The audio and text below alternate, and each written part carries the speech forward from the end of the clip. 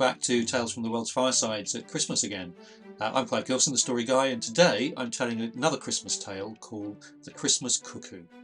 Now this is my adaptation from an original by Frances Browne in her book Granny's Wonderful Chair, which was published by Dent Sons Ltd in London in 1906. But enough of that, let's get on with the Christmas story. Once upon a time, in a dense forest, nestled between hills, there lived two brothers who couldn't have been more different. One was called Greedy and one was called Goody. Greedy was the older of the two, a man who had accumulated great wealth through cunning and selfishness. His house was a grand mansion with towering windows and lavish furniture, and it stood proudly in the heart of the forest. But despite all his riches, Greedy's heart was cold. He never shared, never helped anyone in need, and lived only to increase his fortune. Goody was the younger brother. He lived in a small, simple cottage on the edge of the woods. He had very little, just enough to survive, but his heart was full of warmth and kindness. He often helped his neighbours and gave what little he could spare, never asking for anything in return. Although he had little to eat and no fine clothes, he was content, and he lived with a quiet sense of joy. Now, one particularly harsh winter, as Christmas approached, snow fell thickly across the forest. The ice winds howled, and Goody had barely enough wood to keep his fire burning. On Christmas Eve, Goody sat alone by his fire, gazing at the flickering flames. His dinner was meagre, just a crust of bread and a bit of cheese, but he was still thankful. Though he had no gifts to give or to receive, he felt at peace.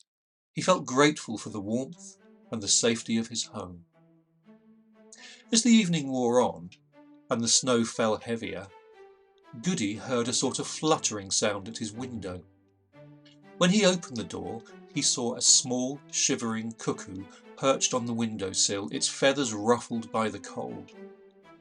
"Please, kind sir," the cuckoo said in a tired voice, "I've been flying all day and night, and I'm so cold.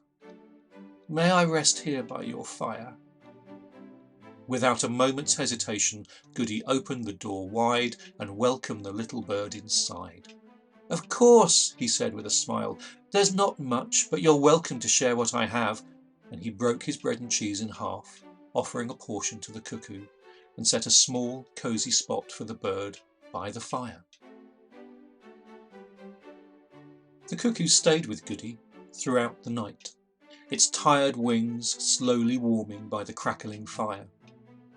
As the first light of dawn broke on Christmas morning, the cuckoo fluttered its wings and spoke again.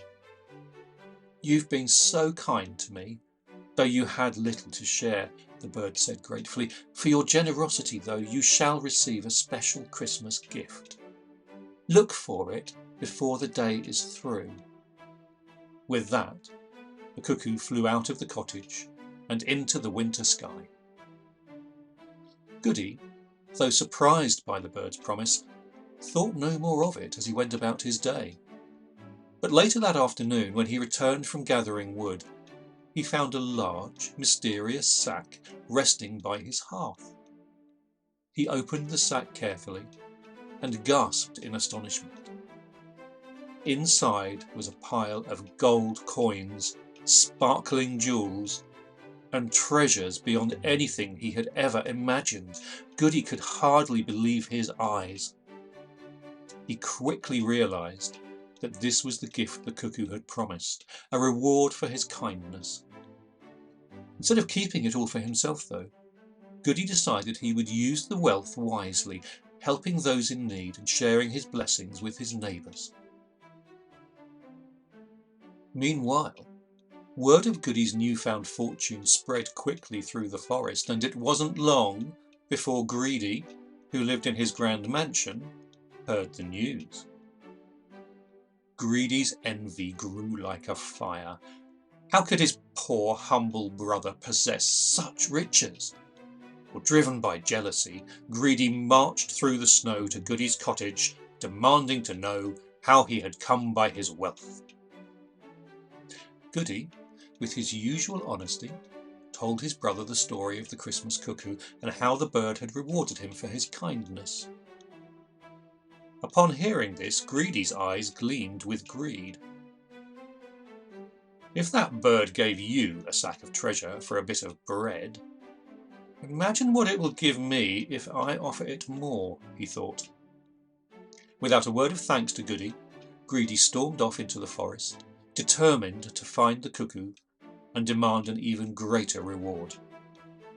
He wandered through the snow all day, calling out for the bird, growing more impatient with every step, and as night began to fall, the cuckoo finally appeared, perching on a branch above him. "There you are," Greedy snapped, his voice sharp with impatience.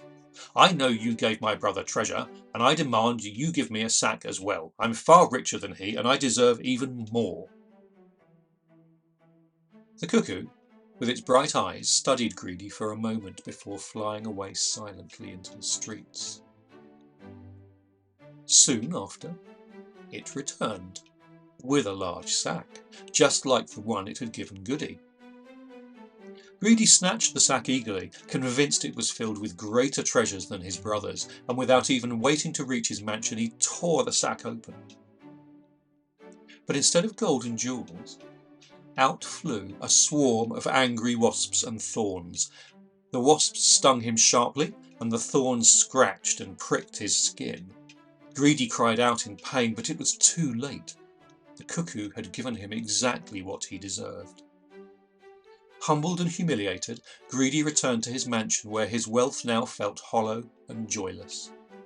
Meanwhile, Goody continued to live a happy life, sharing his fortune with others, and always remembering that true wealth comes from kindness and generosity, and not from greed. And so, as the years passed, Goody was loved by all, while Greedy remained alone, a prisoner of his own selfishness. Okay, that's the story of the Christmas Cuckoo. That's a delightful little tale. This particular story by Frances Browne is, I think, it's a heartwarming fairy tale from her collection. As I say, Granny's Wonderful Chair. The original story was actually first published in 1856, and the story carries some quite strong moral themes, kindness, generosity, and the consequences of greed. It's much like many classic sort of fairy tales, although given this Christmas twist. Now, as ever, my main aim in telling these stories is that I tell stories that might otherwise be forgotten or lost to modern readers, especially outside of originating cultures. Tales that we can share, and through that sharing make our world a little less complex. If you've enjoyed the story, you can find out more about me, Clive Gilson, the story guy, and Tales from the World's Firesides as a project at clivegilson.com, and you'll also see at the bottom of the screen some dedicated YouTube and Facebook channels. I'd really appreciate it if you could hit the like button. It helps to keep the stories front and centre. And if you want to join in one of the channels, please do. There's well over 100 stories now, and there's something new every week. That's it for now, though. So until next time, please keep reading, keep listening, keep watching. Have a great Christmas and a brilliant 2025. Take care.